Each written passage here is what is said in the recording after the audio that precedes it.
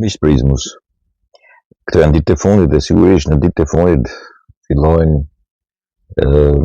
të përvijohen jo thjesht ngjarjet, po edhe trendi i atyre që quhen parregullsi dhe që sigurisht do të bëhen në datën 12 pjesë e akuzës për të mos njohur zgjedhjet o për përsëritje ose të justifikimit të humbjes.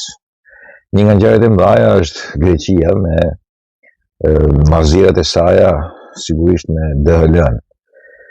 Njerëzit edhe gjithë këto komentatorët, përfshi dhe avokat, akuzat e Josefina Topallit, që nuk do të njohë zgjedhjet, sigurisht kupton humbjen. Ka filluar zgjuarësia të shkojë deri në atë pikë sa të kuptojë që në Greqi i kanë vu pak zhigun, të Shkodër, partisë kryetarit saj, se ajo s'ka parti, ka një parti tjetër që zëmoi një vota në Shkodër. Tashti, problemi i Greqisë është problemi kollajt shumë, si gjithë gjërat e tjera. Greqia është armiqësore dhe njëkohësisht çmirëzes, shfrytëzuese e rastit, të gjithë aty janë për shqiptarët në një formë të tillë, janë anti-shqiptar, shkurt. Akoma nuk janë kthyer në njerëz normal grekët. Grekët kështu funksionojnë në besdytnin e tyre anti-shqiptare, anti-muslimane, kështu janë, tipikisht. Ndoshta ka shumë shqiptarë aty që e meritojnë edhe ti përçmosh, po Greqia në përgjithësi sillet me shqiptarët. Kështu sillen gjithë endet. Po ky është problem i zgjidhshëm për Komisionin Qendror të Zgjedhjeve, sepse sigurisht janë vu disa sisteme sigurie të cilët sigurisht nxjerrin fajtorë DHL në Greqi, veprimtarinë e saj. Po DHL në Greqi veprojnë grek, janë grek ata. Pse s'vepron DHL në Itali në këtë lloj mënyre, ose në Gjermani, ose në Amerikë, ose në Francë? Sepse aty s'ka grek. Kurse në Greqi fatkeqësisht ka grek. Dhe kështu veprojnë edhe grekët e DHL-s. Por ka sisteme sigurie. Sot një avokat po thoshte që shiko, ti plotson aty, vendosen gjë, ti merr plotson edhe ik pa dhënë letrën. Kjo tash është marrëzi, sepse ti e detyruar ta marrësh atë letër të dorëzimit, siç ke marrë një letër të ardhjes edhe të ikjes. Pra këtu kemi efekt administrativ, është sistem sigurie. Dhe kjo i shkon akuzë aty dhe sigurisht nuk përlyen dot votimin. Votimi përlyhet atje ku ndodh në mënyrë që keni parë videot, në mënyrë fyse. Po jo në sistemin e sigurisë të mbylljes së zarfit, të votimit, të mbylljes së zarfit, dorëzimit ti, marrjes së dokumentit që e ke dorëzuar. Ashtu si dhe marrjen e dokumentit që është dorëzuar. Siguria të vendosjes në një zarf tjetër, mbylljes, barkodin. Pra, nuk është që kollajt sa thotë edhe Josefina, si më thanë, ato lët edhe qëtë që ngatron Josefina, nuk është se e nderojnë shumë edhe kapacitetin intelektual saj. Gjithsesi, ajo që them unë edhe që dim të gjithë se grekët edhe në modelin e tyre privat janë grek. Edhe normalisht mund dalin pavlefshme, normalisht mund të paragjykohen, po jo që ti të besosh se aty mund të kompromentohet votimi, sepse nuk ne pas ka mbanë do të letër, ose janë hedhur, thot, nuk e dije, në një vend ku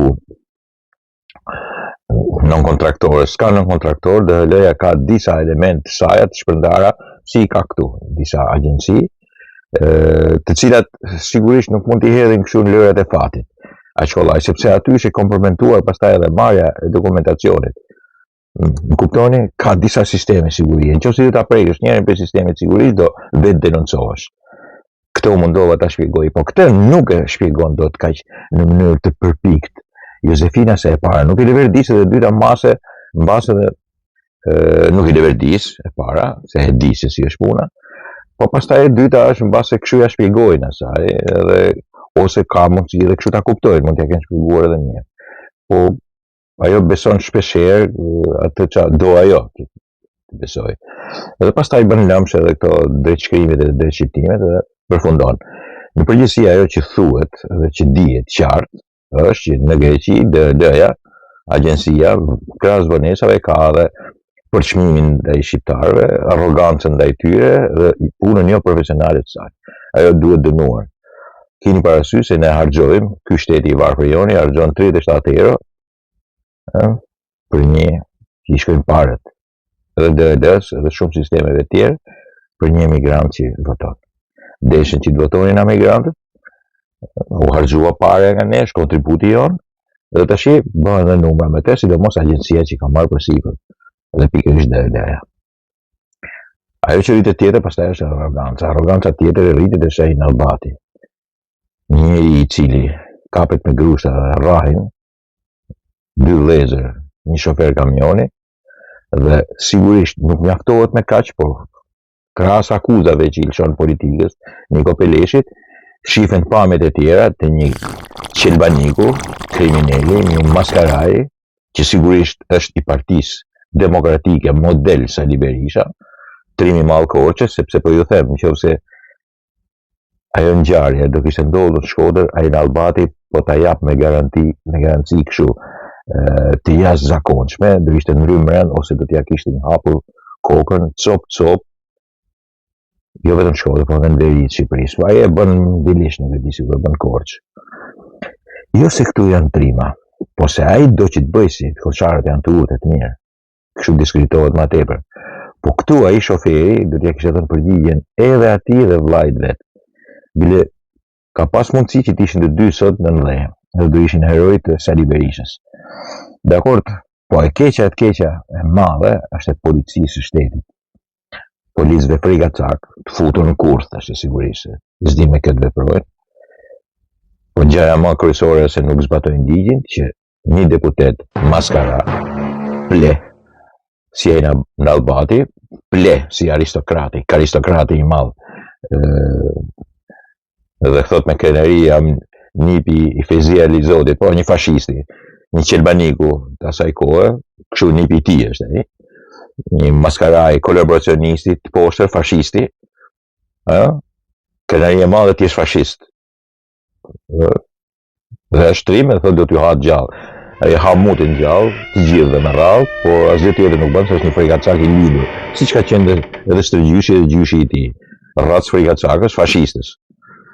Edhe ky Albati, që sigurisht, në sytë policisë godet dhe policia nuk i bën asgjë. Dakord miqtë e mi, nga këtë desha të them.